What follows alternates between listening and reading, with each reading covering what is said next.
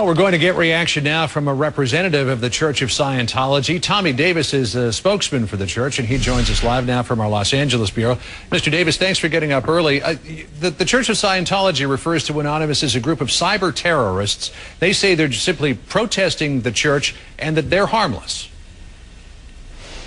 You know, John, the reality on it is that in our case, we're dealing with things like 96 death threats, bomb threats, acts of vandalism, these kinds of things that are very destructive and very harmful.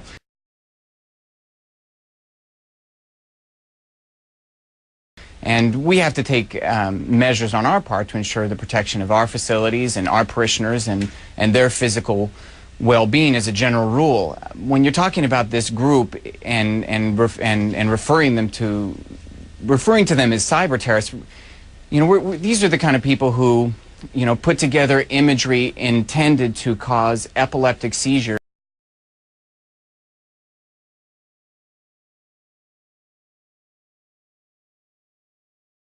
and then hacking into the Epilepsy Foundation's website and throwing it up there, trying to cause people to have epileptic seizures. And they do these kinds of things for laughs, and they say this themselves. When I was in Scientology, they were trying to get me off my medication, so I was having grand mal seizures, and they'd always be like, well, you know what, Tori, you're not being responsible enough. Are leveling these accusations at this group. The FBI, which is looking into it, says it has found nothing to connect this group Anonymous with what you're talking about, or death threats against members of the church. The FBI at this point says it has no reason to believe that charges would be leveled against this group.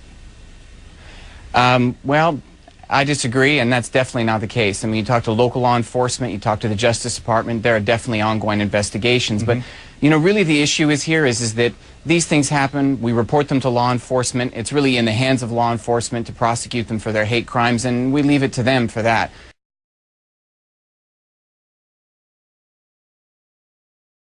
From our standpoint, we're carrying on. I mean, the worldwide interest in Scientology has never been higher. I mean, Scientology's grown more in the last 5 years than the last 5 decades combined.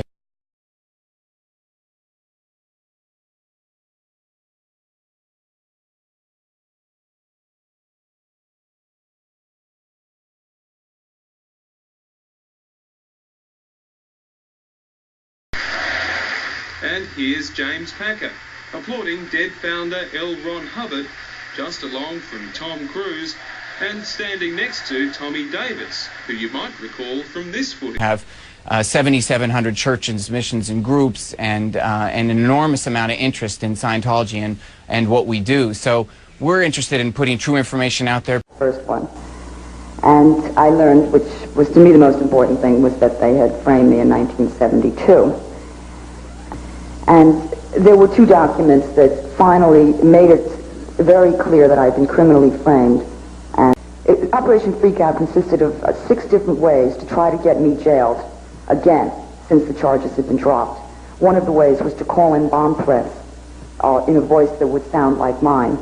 Another was to write bomb threats very similar to the original ones, but pasted on Writer's Digest stationery, so that they would come to the conclusion that the FBI would come to the conclusion that this must have been done by a writer. Have somebody pose as me to find out what I was wearing, have someone dress like me, look like me, and then crack up publicly and try to get me arrested for that person threatening to bomb various places.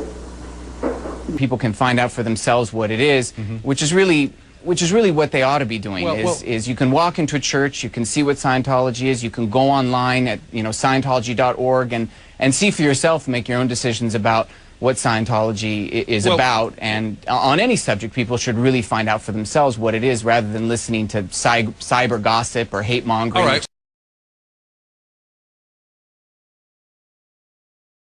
Are leveling these accusations at this group. The FBI, which is looking into it, says it has found nothing. When you're talking about this group and referring to them as cyber terrorists, is really the kind of thing that's going on. On that point, help us to understand